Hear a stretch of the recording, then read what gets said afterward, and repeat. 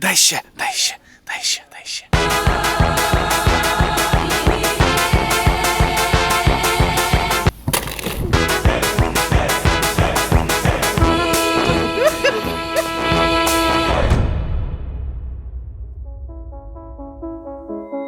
Hello everybody, welcome back to the 69 Sniffing Brigade, Convoy 26. This is not a made up number in front of me. We've bought this time our 300th truck, thanks to your help, NAFO fellas and fundraisers and donators from around the world. In total, 308 trucks delivered, another 11 here that you can see today, along with drone jammers, Mavics and FPVs. So let's find out what the units have got to say about the conflict. Русский военный корабль.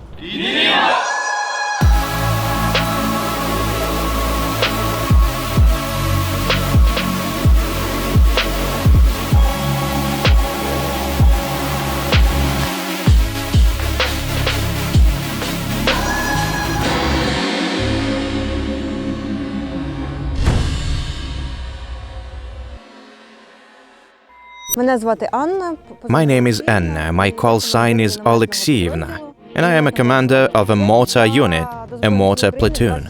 I joined the Armed Forces of Ukraine on 24 February 2022. I have been serving for 2 years now. I used to study and pursue my hobbies. I am a skydiver. I made jumps with a parachute. In general, I had a fun, quiet and cheerful life. Amazing. Well, I hope that you can return to your hobbies very soon and that, you know, we can fight off the orcs and get you back in the sky soon.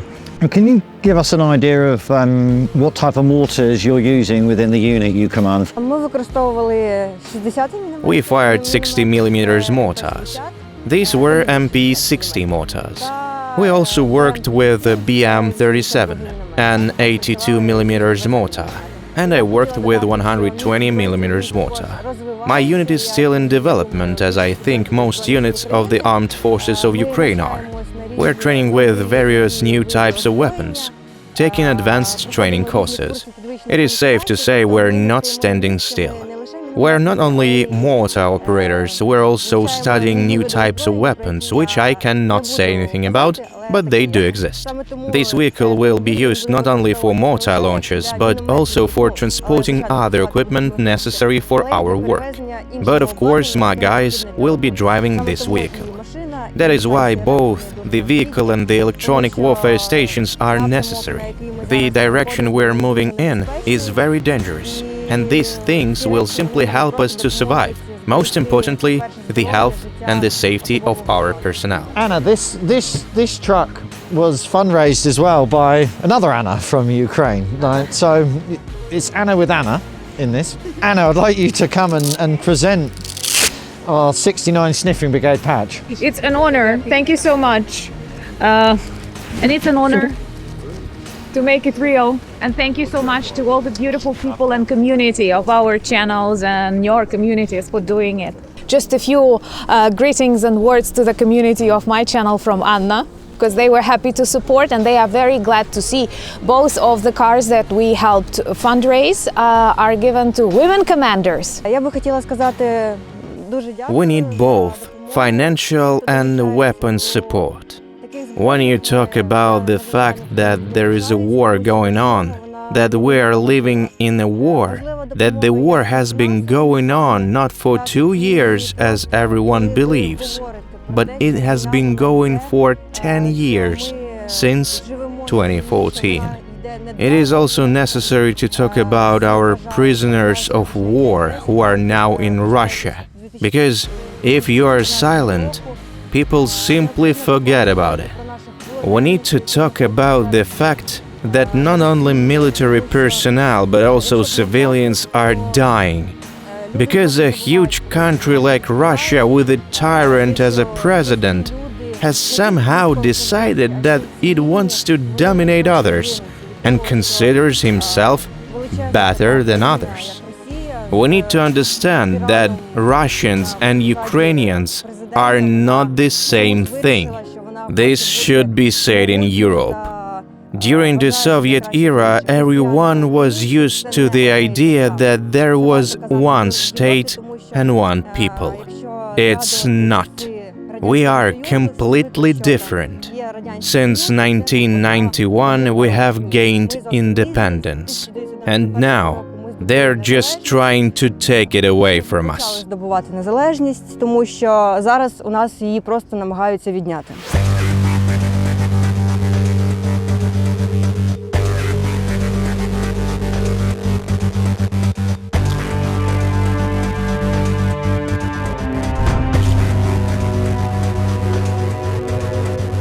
My call sign is Torin. I'm partly one of the medics and the combat pilot for the 14th US Regiment. This is Musa, our chief battalion medic. So basically, our unit is a new kind of, I would say, branch that started this branch, this unmanned systems that could be used at the battlefield today with great success. We have a lot of groups working on the key areas of the front line, delivering organic fires with those systems to the enemy. Okay. And in terms of Kerchove, you know which conditions we are operating. You've seen those mud roads, those unbearable terrain that any vehicles, even armored, couldn't be able to go through. So mainly we have support units that actually always on standby with our groups with Kerchove vehicles like this. Well, it's a Toyota Hilux at least, so it's a good brand. So it's an awesome vehicle. should we have a little look around the back as well, so you can let's see go. what we do to it? You have a spare set of mud tyres, and then what they do is you've got this on the side, right, so you can put whatever you need in there, tourniquets, Israeli bandages. It comes with this that you can pull out rapidly. Seats so the medics can sit on the side with the patient, stabilising them. Different lighting systems inside it as well for blood lighting or night lighting. So hopefully this can serve you a little bit better than just a basic pickup truck or something like that. Yeah, definitely. It has even a diesel heater inside. Yeah, absolutely.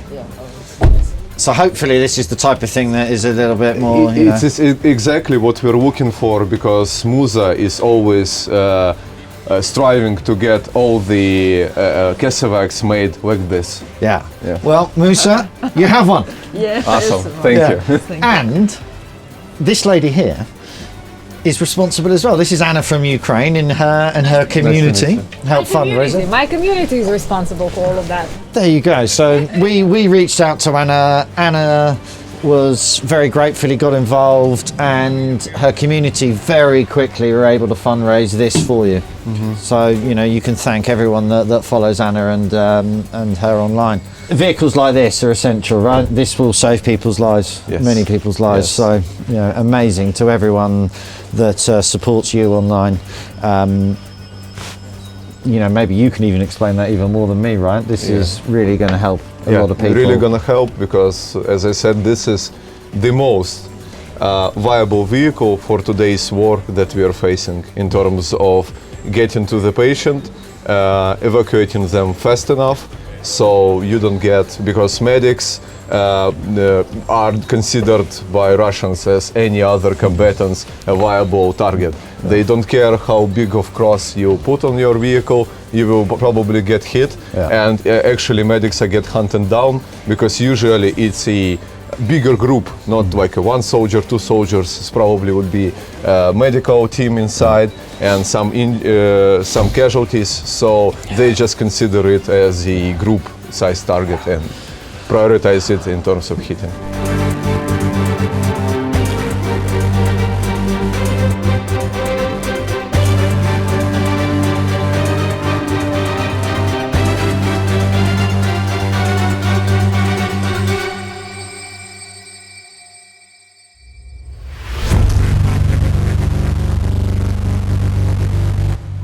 can you start by just telling everyone a little bit about your brigade and what you're doing? Our brigade's fighting for Ukraine freedom. It's starting like 2014 from the start.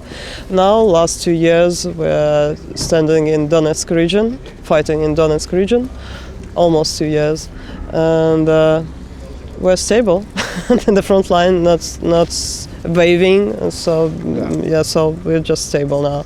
If you're going in the truck within range of Russian FPVs, like how many might you be attacked by? What's the worst situation that you can give as an example? Like, is it 1? Is it 10? You know, what is there a typical type of situation? The last situation we had was a week ago. So we were just in the car and we saw the drone just coming. They're just not attacking you straight, but they just can make one circle around you and then just attack. And we found out that one of these are just above our car. So it was a very lucky situation that we had a trees here and a small hole between the trees, so we could just turn right and just go away. So at the moment we saw that the FPV was just trying to attack us, so the driver just took right and it was like an amazing thing that the drone, the FPV drone, stuck in the trees. So it was like. So you had the natural tree canopy to protect, so it couldn't dive in. So it was like a great luck. Then we just started to drive away as fast as we could. But again, these things with FPV drones are happening every day. And of course, if you are just walking like a soldiers unit, like moving to the front line, they also use FPVs, and it's like ordinary thing now, unfortunately. Before the war, full-scale invasion, I say. Like, were you in the army? Yeah. What were you doing in life? I was living in Indonesia. Indonesia? Yeah, wow. in Bali. Wow. So you've come from Bali to here, and did you come back when it happened to join the fight? It took me 3 days to get back to Kiev when the big war started. Amazing. Yeah, and then just from that day, 2-3 days, and then I went to this brigade, and they took me. So. And you've been there since you came back from Bali, got to Kiev, and said, "I'm ready to come fight." The straight flight from Bali to 72nd Brigade.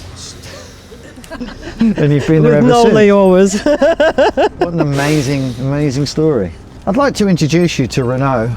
You are our superstar Belgian man. It's your duty here to present the Sniffing Brigade patch. Thank you. Okay. It will be a pleasure. Put it. That's for you. Okay. Please. That's for you. Oh, that's very nice. Very nice. Thank you. And am I right in saying, Renaud, like if we go around, like have you actually, Irina has a name on the truck? And, and a it's a little bit branding, you know. Yeah, you've actually got a personally branded truck here as well. This is your call sign, right? Yeah. So, Irina has her own NAFO cap fella. Oh yeah. With complete Belgium flower headdress, because Renaud runs a big flower festival in Belgium. But you've actually got the Belgium Battalion Sniffing Brigade patch and your call sign. Absolutely amazing. That's amazing. I love this, sunflower seeds. We usually use this, sitting on the front line like too. Really? Brilliant. Yeah. So it's great for energy. That's amazing, mate. Well done, Renaud. A pleasure. Thank you, Renaud. Thank you. Yes. And, but you told me also an interesting story about how the ground are mined where you are, and how now trucks are too heavy. We heard it's 8 kilometers to the zero line, but for extracting the casualties, it seems that the best vehicle are now quads ATV, that. Like 4 days ago, we had a situation when we had to fight with Russians in a distance like 20, 15, 30 meters. It was like a shooting round between us, and we had injured fellow, and we had to carry him because the car wasn't available to come to pick him up. Yeah. So my commander borrowed quad ATV Yeah, from ATV, another yeah. battalion to just to take him to the car and then evacuate him to the hospital. So yeah, this like a big problem, big issue for now, because it like started like 2 weeks ago, 3 weeks ago, because the situation changed. I have another challenge now. Yeah. Yeah, the importance of quads and ATVs for casualty evacuation. Yes, difficult to come from Tallinn or Brussels with the ATV, but I think you can manage it. That would be a very nice real video, yeah, you know.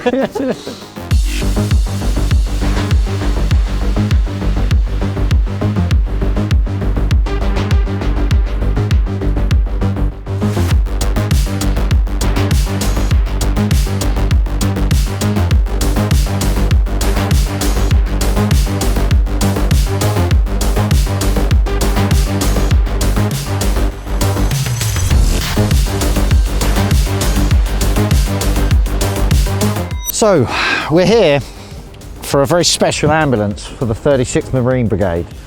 If you could start, just get the two guys, if you could just introduce yourselves and what you do and the unit that you're from. I'm the surgeon with the medical company of the 36th Marine Brigade.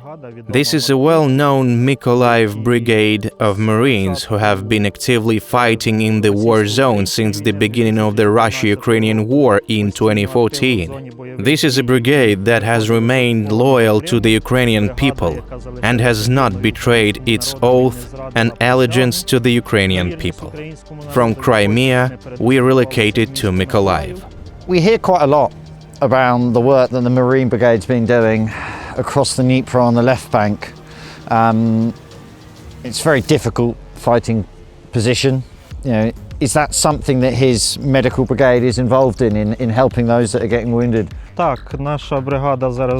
It is very important to evacuate the guys who are brought from the enemy lines by boat.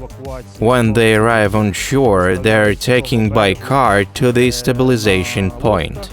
Here, we assess their condition and then transport them to the nearest hospital. I think I'm right in saying that that's not an easy journey. So the positions on the left bank are under fire, and actually the boat journey across the Dnieper is within Russian artillery and targeting range. So that is quite a dangerous position to be operating as medics in the stabilization point. The enemy artillery shoots at anything they consider a target. Even medics are a target for the Russians, like a red rock to a bull. They are continually trying to hit our medical teams, disrupt any evacuation, and try to kill the wounded. I'd like to invite Lemo in. So this man here is an Estonian, and he is a paramedic, so he works in the medical industry. He helps us with the equipping and everything that you see that is in this ambulance. Okay, this is a fully equipped ambulance. Here's a monitor, a defibrillator, all the options to make to stay alive victims. Also the fixation things, vacuum mattresses, cervical collars, pelvic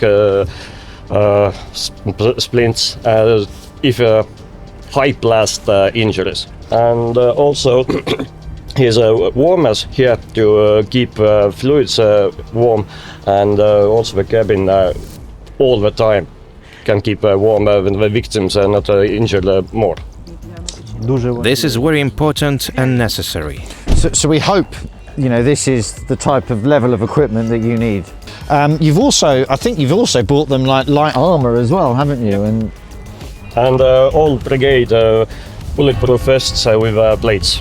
something that you do for us in the brigade, and it's absolutely amazing. So, you know, thank you as well, Emma. You know, the work that you do is amazing. Yeah, and thank you so much for what you're doing. I'm very grateful to you.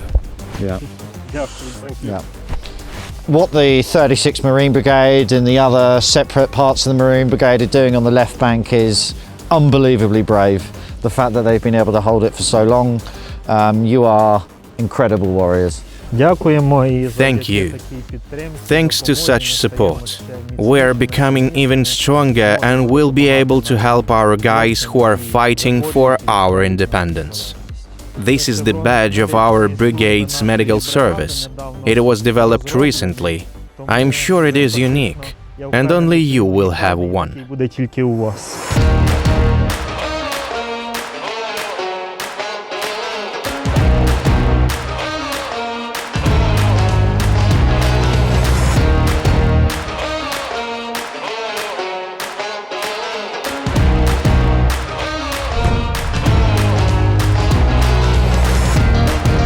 You've brought a lot of things along with you here today. Can you tell everyone a little bit about all of this equipment?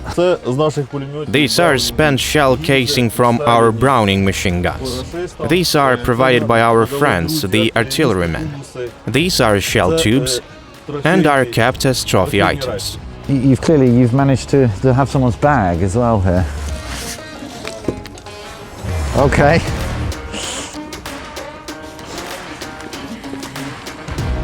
Russ, he doesn't need that anymore. Wow, and cigarettes, amazing.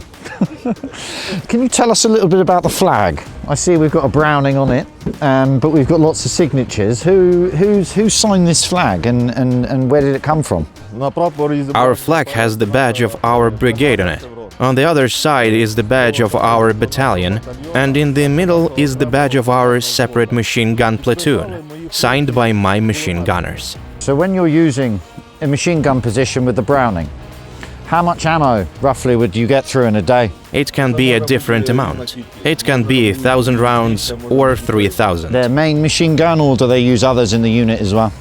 We're still working with the DSHK, but there is nothing better than a Browning machine gun. It has been tested over 2 years of war.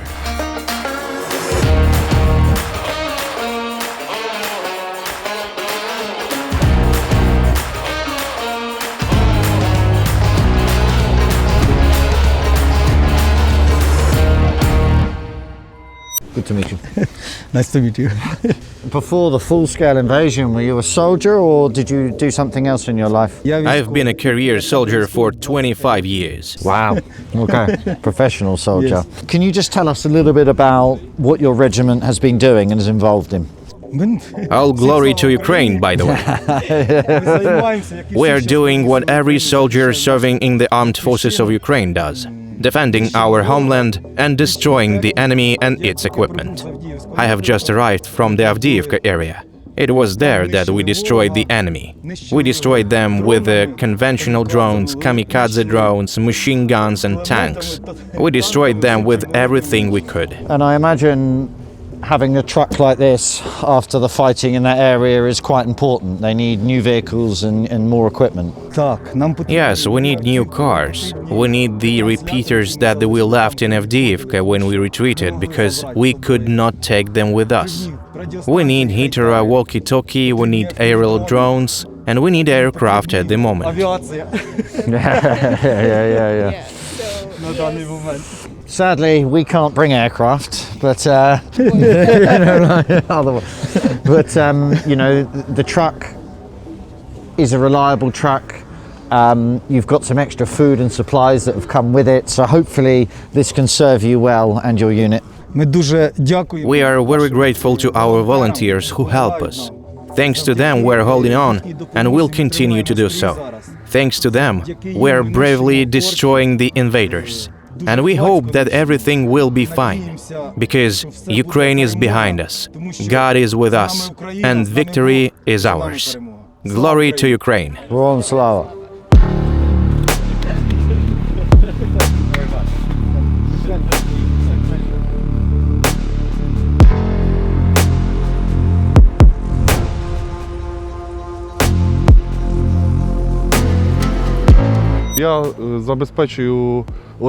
I provide logistical support, supply of ammunition, and so on. I was a contract soldier, and my brother was mobilized. I used to work at factory baking bread. In total, in your in your brigade, like how many different pieces of artillery roughly would they be using on a combat mission? You know, do they have a battery of a certain number, or you know, how does it work? There is an artillery battalion where they have D20 and D30 cannons. There is also a tank battalion. The tanks, are you using like T-72s, or have you got Western tanks in your division? They use T-64, T-72 and T-80 tanks. We hear, obviously in international news, the shortage of ammunition right now. Is that affecting his unit? Yes, there is a problem with ammunition, so we cannot fire as efficiently as possible. We are saving ammunition. How many can they fire today compared to 6 months a year ago? I can't tell you the exact amount, but 6 months ago the situation with ammunition was at an average level. Now the situation is much more complicated compared to that period. One good thing that he might well have known, you know, this flag behind me is Denmark, and Denmark has just actually, I think, given all of its artillery shells to Ukraine. Thank you very much. We need more ammo, we need more weapons, and we need more guns, and we need them now. In future, we can bring lorries full of 155 artillery shells for him very soon. Important note is that it's not funded by Danish, it's actually funded by Latvians, not Danish. I'm just the driver. So thank you to the Latvians, it's an excellent car.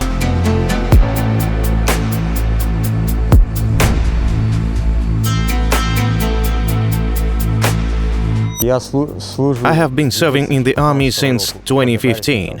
We perform various tasks, such as combat flights, reconnaissance and assault. We've got some Mavic thermals as well here today. Like, can you give us an example of like how his unit will be making use of the drones? We use 3T thermal imaging DJI Mavic drones for night reconnaissance of the enemy for further combat missions. We've got quite a big bus for him rather than a pickup. Like, is it useful for him and his unit to have a bigger vehicle? The vehicle will be useful because a large group will be able to go on a combat mission, deploy and continue moving. And the same goes for evacuation. The vehicle arrived quickly, everyone boarded in, and we left. You've had a lot of support here from America and other donators from around the world. Just normal people have paid for this truck, and it's an honor to be able to give it to you today, along with our patch. Thank you. Thank you. Thank you.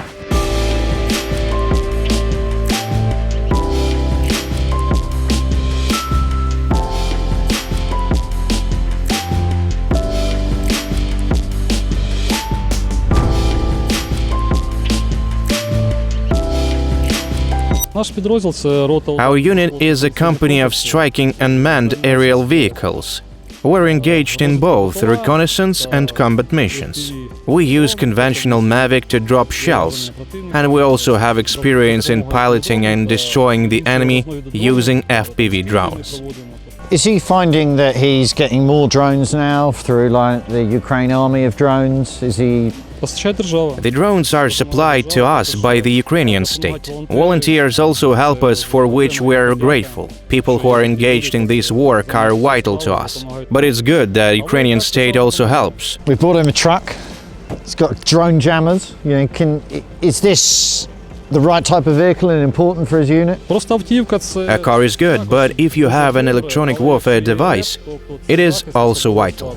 This provides protection of personnel, which is the top priority.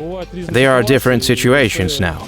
The safety of personnel is paramount and will not be compromised. My unit was hoping for a car. I did not even hope for electronic warfare equipment. I'm sure he's got a commander of his unit, but you seem to have, the boss seems to be over there as well. This is my commander. Yeah, you know, like, so there is the real commander then. She's not just my commander, she's the muse of my life. Oh.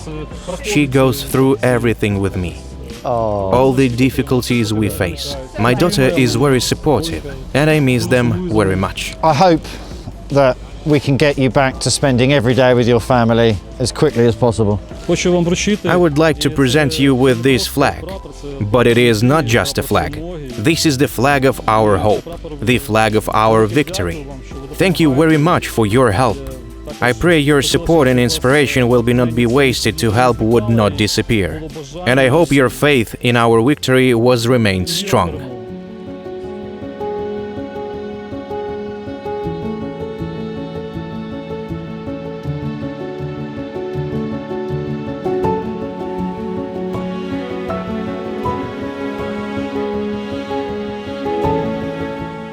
So there we have it, NAFO Convoy 26, 11 trucks handed over to the brave defenders of Ukraine. You've heard stories of the challenges of the lack of ammunition, the need for more vehicles, more drones and more support, but you've also seen how crucial all the help is that you're giving, especially at this time where international support from governments is still a struggle getting into the country. And it's with your support every day and every month into our campaigns that we're able to do this and deliver this equipment and save Ukrainian lives. So thank you all so much. Please keep helping, and we will see you all again very soon in Convoy 27 in March, which is going to be a really big one. Thank you, and Slava Ukraini. Heroyam Slava.